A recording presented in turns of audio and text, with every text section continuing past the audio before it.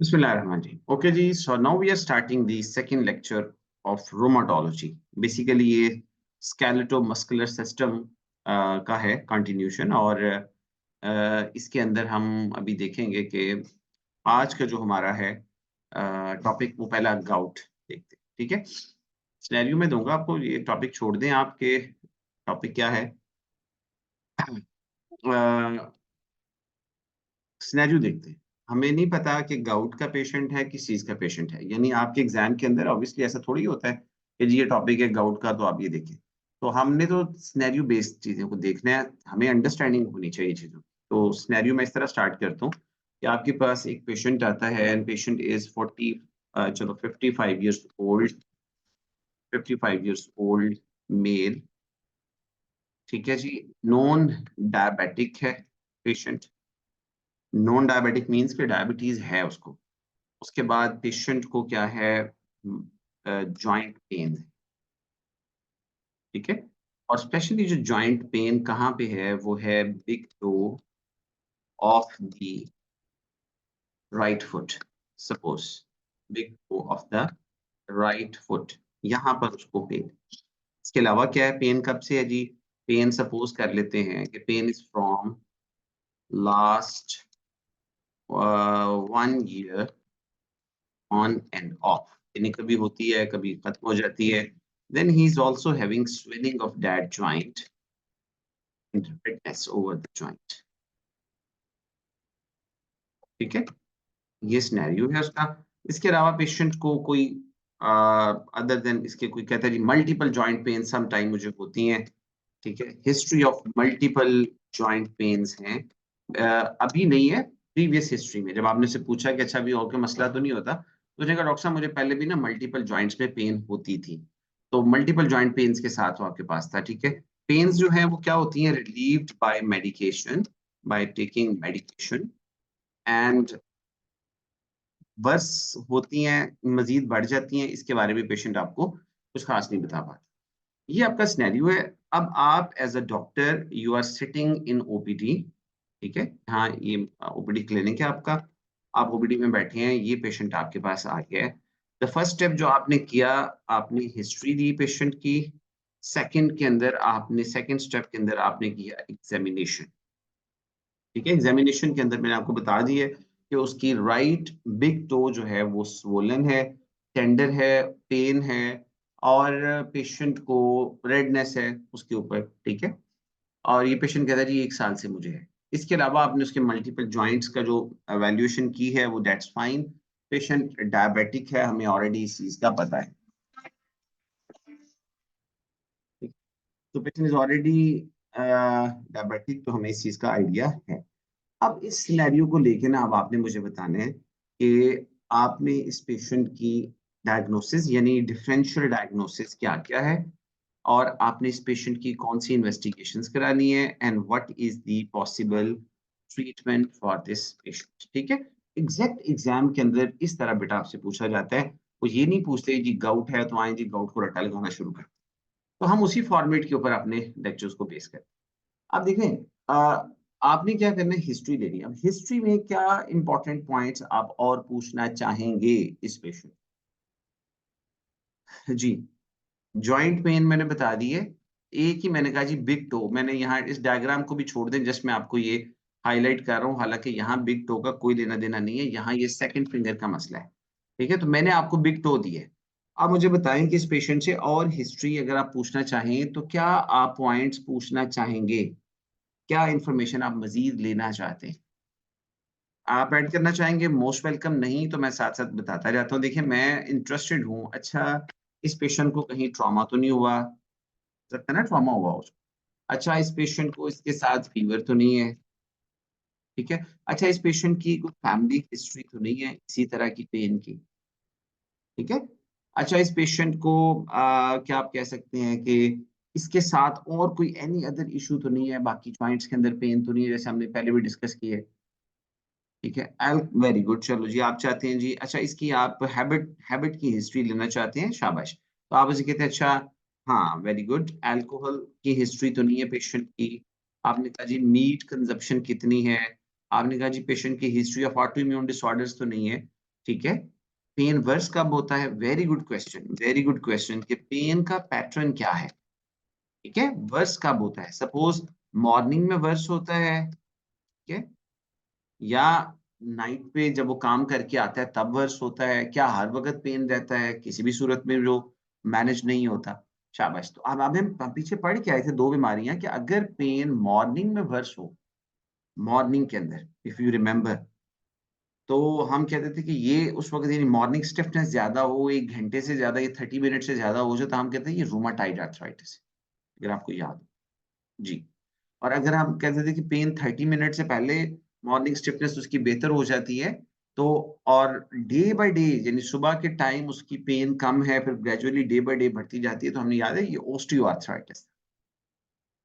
Very good. तो अब देखो ये अब बन गया कॉम्बिनेशन। अब ये सिनेरियो में इसके डिफरेंशियल डायग्नोसिस के अंदर ये दोनों डिजीज़ आएँगी। यानी इसके डिफरेंशियल डायग्नोसिस में रूमेटॉइड आर्थराइटिस भी आएगा और इसके डिफरेंशियल डायग्नोसिस में ओस्टियोआर्थराइटिस भी आएगा। अभी चूँकि हमें पता नहीं है ना।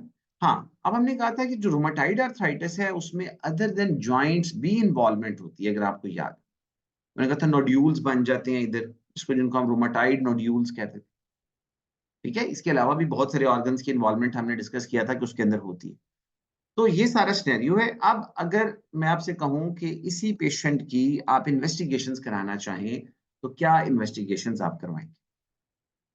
यानी अब पेशेंट हमारे पास है, हमने हिस्ट्री ले ली, हमारा जो भी डायग्नोसिस हमने डिफरेंशियल डायग्नोसिस बना लिया, अब हमने अपनी डायग्नोसिस पे पहुँचना है, शाबाश! तो हम क्या कराएँ? हम बेसिक इन्वेस्टिगेशंस में आपने कहा जी सीबीसी करवा लें, आपने कहा very good, uric acid levels करवा लें, ठीक है?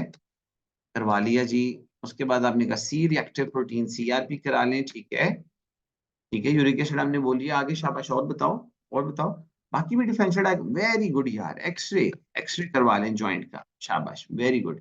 अगर फ्लूइड होगा तो एस्पिरेशन की तरफ जाएँगे, अभी हम चलो सिंपल इन्वेस्टिगेशंस की बात करें, ठीक है? और मैं कहता हूँ इसका रूमेटॉइड आर फैक्टर भी करवा लो, चलो, क्योंकि मुझे डिफरेंशियल डायग्नोसिस चाहिए, तो मैं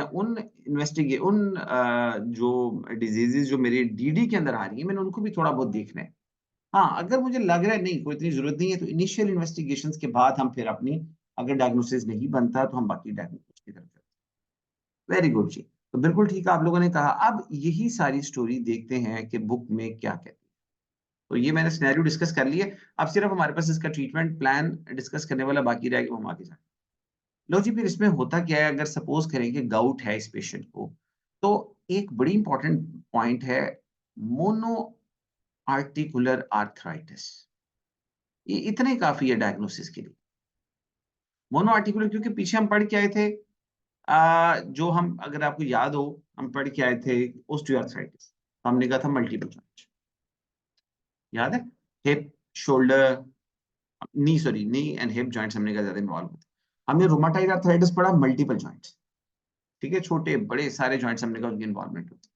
तो गाउट है ही मोनो मोनो आर्टिकुलर, तो यहीं पे हमारा सिनेरियो सीधा हो जाता है। होता क्यों है गाउट? गाउट की वजह क्या है जी? यूरेट क्रिस्टल्स होते हैं, उनको मोनोसोडियम यूरेट क्रिस्टल्स कहते हैं। ये डिपॉज़िट होना शुरू हो जाते हैं इन द जॉइंट, ठीक है? और जॉइंट में ख़ास तौर पे ये सिनोवियल जो मेम्ब्रेन होती है, ये उसके ऊपर जाके डिपॉज़िट होना शुरू। अब ये यूरेट के क्रिस्टल्स आए कहाँ से? और इसका मतलब है कोई ना कोई ऐसा प्रॉब्लम है जिसमें यूरेट प्रॉपर्ली मेटाबोलाइज़ नहीं हो पाता। So there is a disorder of the urate metabolism. ठीक है, अब ये टॉपिक कि कैसे ये होता है सारा, ये बायोकेमिस्ट्री क्या है, उधर चले जाएँगे तो वो वहाँ से एक लंबी डिटेल्स निकल आएँगी। देखिए, यहाँ हमें इतना ही काफ़ी। अब ये किन लोगों में ज़्यादा होता है, किन लोगों में ज़्यादा होता है? या पेन हमने डिस्कस किया था कि पेन कहाँ पे ज़्यादा होती है, पेशेंट को भी थोड़ा-सा उसका देख लेते हैं। तो पहले ये बताएँ कि किन लोगों में ज़्यादा होता है? सो मेल जेंडर इसमें ज़्यादा इन्वॉल्व होते हैं, ओबीज़ पेशेंट्स में ज़्यादा होता है। पोस्ट मेनोपॉज़ल फीमेल जो होती हैं, उनके अंदर भी हो सकता है। और या वो लोग जो बिंज ड्रिंकिंग करते हैं। बिंज ड्रिंकिंग का मतलब ये होता है कि वो कहते हैं ना पंजाबी में अन्नेवाह पी लेना किसी चीज़ को। यानी एक दफ़ा जैसे मतलब अनकंट्रोल्ड ड्रिंकिंग, ठीक है? कोई होते हैं ना जो वीकली ड्रिंक करते हैं कुछ लोग, कुछ होते हैं जी जो ओकेजनली ड्रिंक करते हैं। तो बिंज ड्रिंकर्स वो होते हैं जो जब मिले तो बस वो अ, उसको कह लेंगे लगा लेते हैं इतना हो सके। तो इसलिए इसके रिस्क फैक्टर के अंदर था, हमने ये डिस्कस किया। अब पेशेंट के साथ मैंने कहा था आप प्रेज़ेंट कैसे किया ये पेशेंट? मैंने कहा था एक्सक्रूशिएटिंग पेन, एक्सक्रूशिएटिंग का मतलब है सीवियर पेन, सडन इन ऑनसेट, अचानक शुरू होगी, ठीक है। ज्यादातर फर्स्ट एमटीपी जॉइंट, मेटाटार्सोफिलेंजियल जॉइंट, ये पाँव की जो ये जो फिंगर्स हैं, इनमें जो बोन्स हैं उनको फेलेंजीज कहते हैं। और यहाँ जो बोन्स हैं लंबे-लंबे वाली, दे आर दी मेटाटार्सल्स, ठीक है। और this is the first metatarsophalangeal joint, ये वाला। मैंने आपको इसलिए एग्जांपल दी थी कि वहां पर इन्वॉल्व होने को सेकंड भी हो सकता है, लेकिन ज्यादातर देखा गया है कि ये फर्स्ट मेटाटार्सोफिलेंजियल जॉइंट को अफेक्ट करता है। और अगर यहाँ इसको अफेक्ट करे तो इसी का दूसरा नाम है पदाग्रा, इसी को पदाग्रा कहते हैं, ठीक है। इसके अलावा मिड फुट के जो जॉइंट्स हैं उनको कर सकते हैं। बाकी सारे जॉइंट्स, चाहे नीज हैं, चाहे एंकल्स हैं, चाहे रिस्ट है, चाहे हिप है, शोल्डर है। अच्छा हाँ, ये सॉरी बड़ी इंपॉर्टेंट बात है कि ज्यादातर चांसेस हैं कि ये जितने बड़े जॉइंट हैं ये स्पेयर रहेंगे, ये स्पेयर रहेंगे, नहीं होगी पेन इनमें। इसकी लिमिटेशन ज्यादातर फुट तक होगी, बट पेशेंट्स समहाउ आते हैं with pain in all these joints और उनका यूरिक एसिड लेवल ज्यादा होता है। बट एमसीक्यू या थ्योरेटिकली हम हमेशा यही कहेंगे कि this is the disease of the metatarsophalangeal joint, ठीक है, या मिड फुट जो जॉइंट्स होते हैं उनका है। और बड़े जॉइंट्स जितने हैं दे आर यूजुअली स्पेयर्ड, ये बात याद रखिएगा, ठीक है। तो ये जनाब स्टोरी हो गई, जिस तरह हम हमारा एमसीक्यू चल रहा था उसी तरह हम आगे चले गए। अब जो जॉइंट के ऊपर मैंने क्या कहा था, रेडनेस होती है, जॉइंट स्वोलन होता है, बिल्कुल ऐसा ही है, टेंडर होता है, हाथ लगाएं तो बहुत पेन होती है। फिर क्या होता है कि जो यूरेट क्रिस्टल्स जब सॉफ्ट टिश्यू के अंदर डिपॉजिट हो जाती हैं तो वहां बन जाती हैं टॉफियां। टॉफी खाने वाली नहीं, इसको हम टॉफी कहते हैं। Tophi means urate crystals are deposited within the soft tissues, ठीक है, तो उसको टॉफी कहते हैं। अब ये आपको उन पेशेंट्स में नजर आती है जिनकी डिजीज पुरानी है। टॉफी कोई 2-4 दिन के अंदर या हफ्ते के अंदर नहीं बनती। अगर किसी को एक्यूट अटैक हुआ है तो वहां नहीं मिलेगी टॉफी, आपको हमेशा क्रोनिक डिसऑर्डर्स के अंदर जो है वो मिलेगी। और यहाँ पर इस फिगर के अंदर अगर आपको याद हो तो लिखा हुआ है tophaceous gout, this is that tophi, ठीक है। और ये यूरेट क्रिस्टल्स ही हैं जो कि स्किन के नीचे डिपॉजिट हुए, ठीक है। अब सम टाइम क्या होता है कि जब ये इन्फेक्शन बहुत ज्यादा हो या स्ट्रेस बहुत ज्यादा हो इसके ऊपर, तो अल्टीमेटली यहाँ से स्किन फट जाती है, बिल्कुल वैसे ही जैसे एब्सेस रप्चर हो जाती है, बस्ट आउट हो जाती है। तो जब ये बस्ट आउट होती है, रप्चर होती है, तो इसके अंदर से चॉकी व्हाइट मटेरियल निकल, चॉकी व्हाइट मटेरियल। अब ये दूसरा सिनेरियो भी है कि पेशेंट आया है और वो कहते हैं डॉक्टर साहब ये देखें, मेरा यहाँ से ना एक स्वेलिंग थी, स्वेलिंग के बाद डिस्चार्ज हो गया, डिस्चार्ज जो है वो चॉकी व्हाइट डिस्चार्ज है। अब हमारा इसको ज़हन में रखते हुए जो पहली थॉट जाएगी ना वो एब्सेस की तरफ से, हम कहेंगे यार हो सकता है इसको ना एब्सेस हो, बट हमें फिर इसकी हिस्ट्री के अकॉर्डिंग इसको कोरिलेट करना पड़ेगा, ठीक है। यूरिक एसिड, अब यहाँ तक तो हमने डिस्कस किया। अच्छा जी, अगर यूरिक एसिड लेवल ज्यादा हो पेशेंट के अंदर, तो समझ आती है जी उसको, ठीक है, गाउट होने के चांसेस। तो कोई और डिजीज है जिसमें यूरिक एसिड लेवल ज्यादा हो, तो कोई और डिजीज भी हो सकती है। क्या माइंड में आता है कोई और डिसऑर्डर यूरिक एसिड के ज्यादा होने से?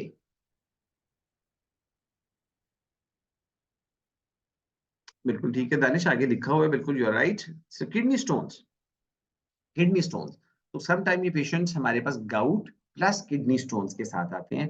हम इनका वर्कअप करवाते हैं, अल्ट्रासाउंड करवाते हैं, तो पता चलता है जी कि वो अंदर स्टोन्स भी बने, ठीक है जी। तो ये याद रखिएगा कि यूरिक एसिड स्टोन्स भी बनते हैं। चलो यहीं पे एक और सवाल मैं आपको बता देता हूँ, क्या uric acid stones radio OPEC हैं या रेडियो ल्यूसेंट है? पहले तो आपको ये पता होना चाहिए what is radio opaque and what is radio Lucent. मैं इसको अलग-अलग जानबूझ के लिख रहा हूँ, हालांकि ये वर्ड ओपेक एंड ल्यूसेंट इकट्ठे ही होते हैं। आई मीन रेडियो ओपेक और ल्यूसेंट इकट्ठे ही होते हैं।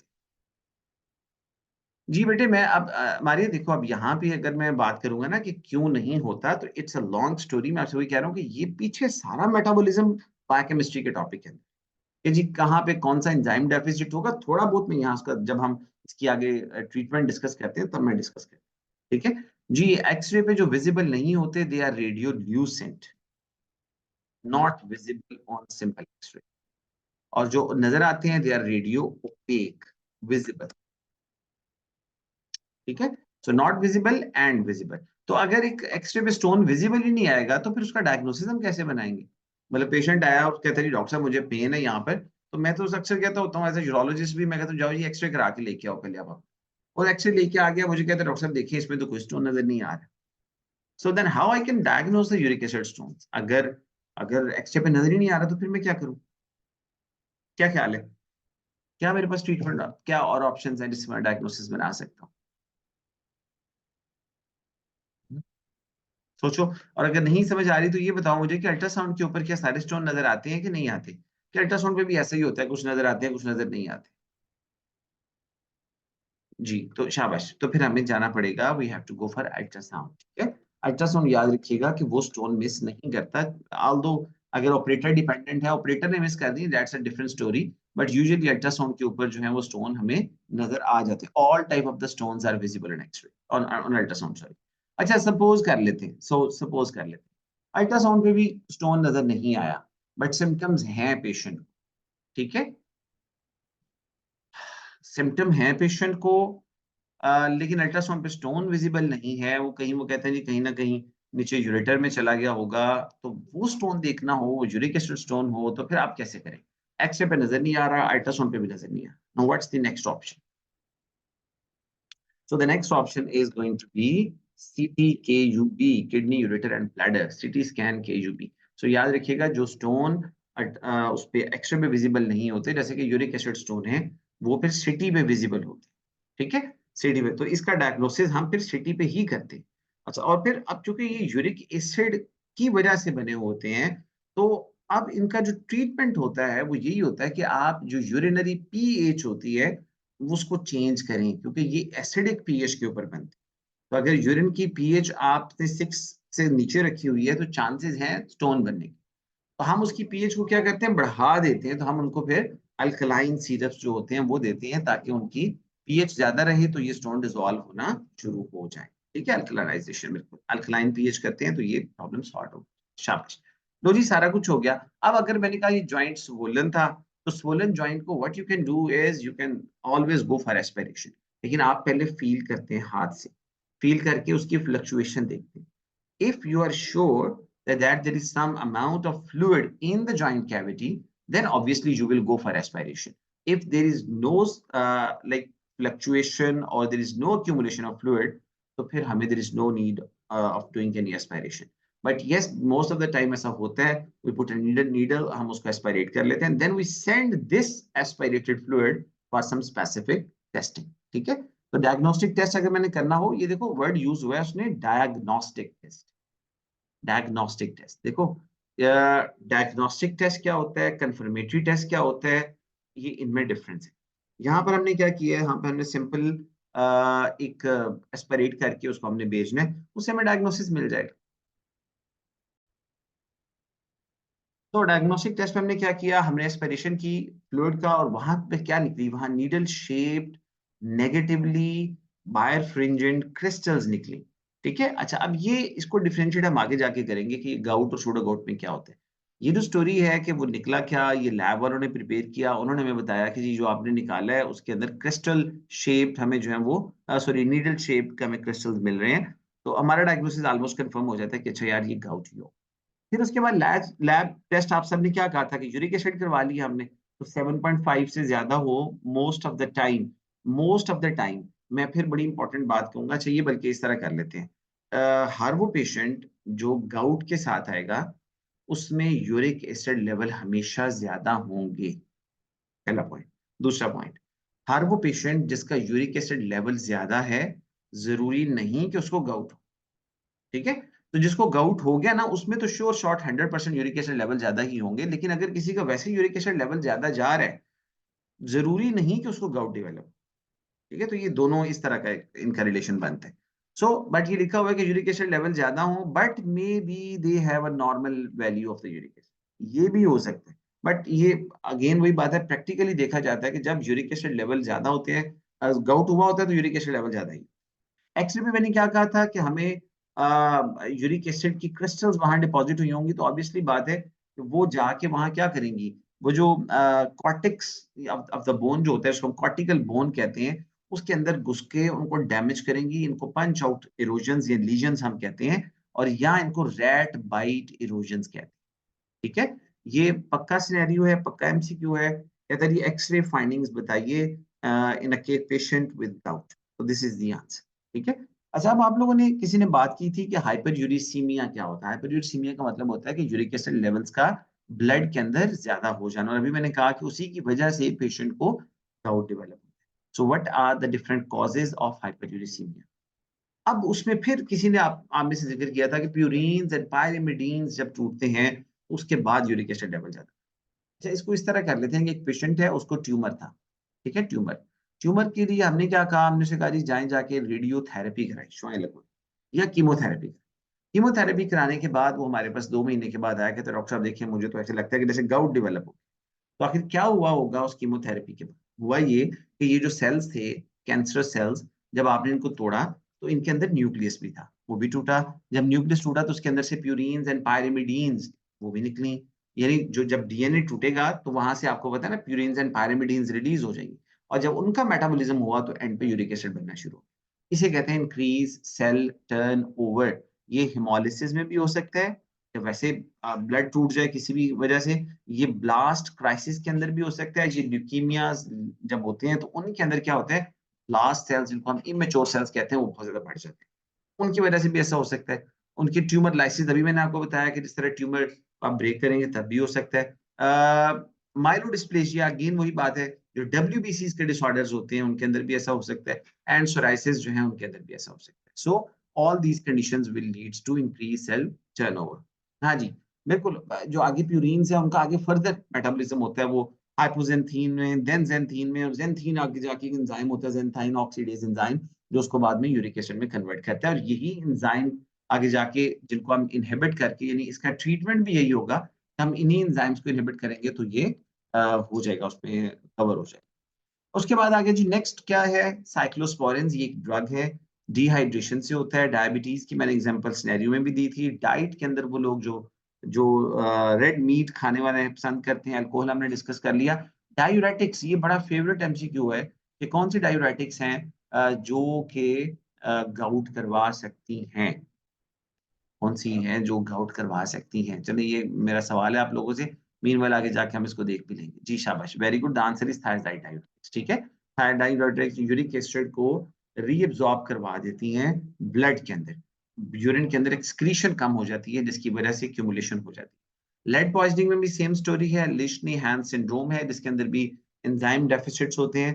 सैलिसाइलेट्स, ये अगेन ये सैलिसाइलेट्स की बात कर रहे हैं जिसमें अमाइनो सैलिसाइलेट्स आते हैं, जिसमें एस्पिरिन मेरा ख़्याल है ये जो है वो होती है। इसकी भी लो डोज़ अगर आप लें तो उससे भी होता है। स्टारवेशन, जब आप खाना कम खाएँगे, मसल ब्रेकडाउन होगा, प्रोटीन्स टूटेंगी, तब भी जाके इनके लेवल्स बढ़ जाएँगे। सो ये कॉज़ेज़ आपने याद करनी है लाज़मी, और इन्हीं कॉज़ेज़ की बेस पे कोई ना कोई पर्सनैलिटी मैं आपको बताऊँ।